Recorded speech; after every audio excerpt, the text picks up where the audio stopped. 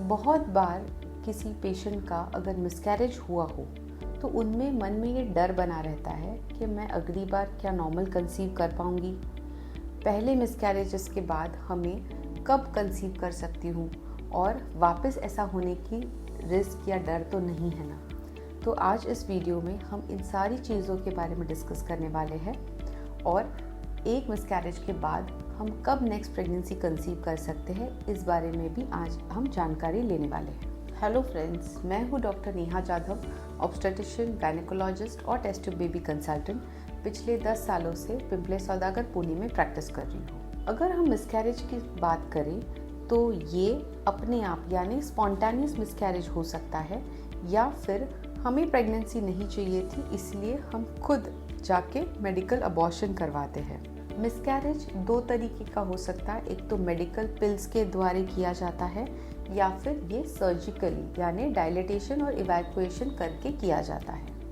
अगर हमारा मिसकैरेज पहले 6 वीक्स में हुआ है यानी डॉक्टर के पास जाके डायलिटेशन इवैक्यूएशन जैसे सर्जरी की ज़रूरत नहीं पड़ी है या फिर गोलियां खा के हुआ है, ये प्रोसेस के बाद आपको आपके डॉक्टर 14 डेज़ बाद यानी 2 वीक्स बाद आपको एक पेल्विक अल्ट्रासाउंड करने के लिए कहेंगे, जिसमें कुछ रिटेन प्रोडक्ट्स यानी कि कुछ प्रोडक्ट्स अंदर बचे हैं या नहीं चेक करने के लिए ये अल्ट्रासाउंड करवाया जाता है।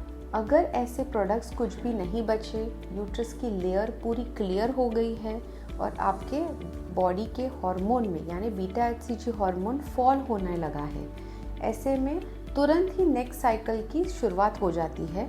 ऐसे में ईस्ट्रोजन की लेवल्स बढ़ने शुरू हो जाते हैं, ओव्यूलेशन होना शुरू हो जाता है, FSH LH लेवल्स भी अपने नॉर्मल मेंस्ट्रुअल साइकिल की तरह काम करते हैं। तो ऐसे में नेक्स्ट साइकिल में ही आप प्रेगनेंसी के लिए ट्राई कर सकते हो। अगर आपका मिसकैरेज अर्ली है बट ये 6 वीक से ज़्यादा हुआ है और 12 वीक्स के अंदर है, ऐसे में किस कारण ये मिसकैरेज हुआ है ये आपको आपके डॉक्टर आपकी केस स्टडी करके बता सकते हैं कि नेक्स्ट प्रेगनेंसी या 1 या 2 महीने के बाद आप ट्राई कर सकते हो। और अगर मिसकैरेज मोर देन 12 वीक्स यानी कि फर्स्ट ट्राइमेस्टर हो चुका था, ऐसे में आपको आपके डॉक्टर 2 से 3 महीना रेस्ट के लिए एडवाइस करेंगे और उसके बाद ही आप नेक्स्ट प्रेगनेंसी के लिए ट्राई करें। नेक्स्ट टाइम आप जब मिसकैरेज के बाद कंसीव करने का प्लान कर रहे हो, तभी आपको कंसीव करने से पहले ही डॉक्टर की सलाह लेना बहुत ज़रूरी है। अब हम डिस्कस करेंगे कि आप नेक्स्ट प्रेगनेंसी जब भी ट्राई करने वाले हो उसके पहले आपको आपके लाइफस्टाइल में क्या क्या चेंजेस करने ज़रूरी है। अगर आपका BMI ये ओवरवेट या फिर ओबेसिटी के रेंज में है तो आपको इसे सबसे पहले कम करना ज़रूरी है, क्योंकि ओबेसिटी ये बहुत ही इम्पॉर्टेंट रीज़न है रिकरेंट मिसकैरेजेस होने का। अगर आप कंसीव करते टाइम आपका डाइट, आपकी एक्सरसाइज, हाइड्रेशन ठीक से नहीं है तो ये भी उसके ऊपर असर करेगा। अगर आपको प्रेग्नेंट होने से पहले ही कुछ प्री एग्जिस्टिंग डिजीज़ेस है जैसे कि diabetes, blood pressure, asthma, thyroid, तो ये सारी चीज़ों का पहले ही नियंत्रण में होना बहुत ज़रूरी है ताकि इसका आपके बेबी पे गलत असर ना पड़े। स्मोकिंग, अल्कोहल, कैफीन और बाकी और कोई ड्रग एडिक्शन है तो आपको इन चीज़ों से दूर रहना है। अगर हम स्मोकिंग की बात करें तो बहुत बार पैसिव स्मोकिंग ये भी हानिकारक हो सकता है, यानी कि अगर प्रेग्नेंट होते टाइम आपके फैमिली मेम्बर्स में किसी को स्मोकिंग की आदत है तो वो स्मोक इनहेल करना भी बेबी के लिए हानिकारक हो सकता है। प्रेगनेंसी कंसीव करने से पहले ही आपको कुछ सप्लीमेंट्स, प्रीनेटल विटामिन्स और फॉलिक एसिड्स लेना ज़रूरी है, क्योंकि ये चीज़ें प्रेगनेंसी के पहले जो एग और स्पर्म है उस पे काम करती है। अगर प्रेग्नेंट हो गए तो उसके बाद ये DNA रिपेयर करना बहुत ही मुश्किल होता है, ऑलमोस्ट ना के बराबर होता है। इसीलिए अगली प्रेगनेंसी जो है वो अनप्लैंड बिल्कुल ही नहीं होनी चाहिए, ये प्लैंड प्रेगनेंसी ही होनी चाहिए।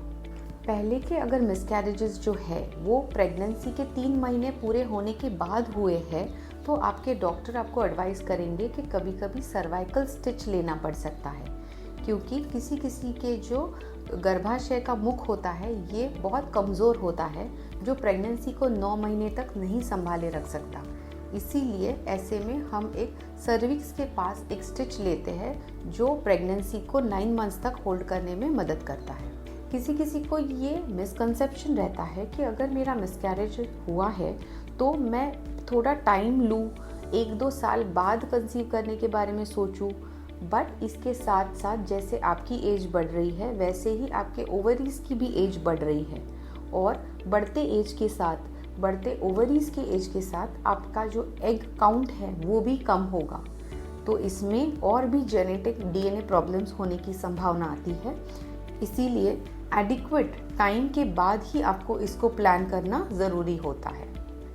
आज की इस वीडियो में हमने देखा कि मिसकैरेज के बाद हम प्रेगनेंसी कितने टाइम के बाद प्लान करनी चाहिए, और बहुत ज़्यादा वेट करने से उसमें कोई एडवांटेज नहीं मिलता, बल्कि उसमें डिसएडवांटेजेस ही ज़्यादा रह सकते हैं।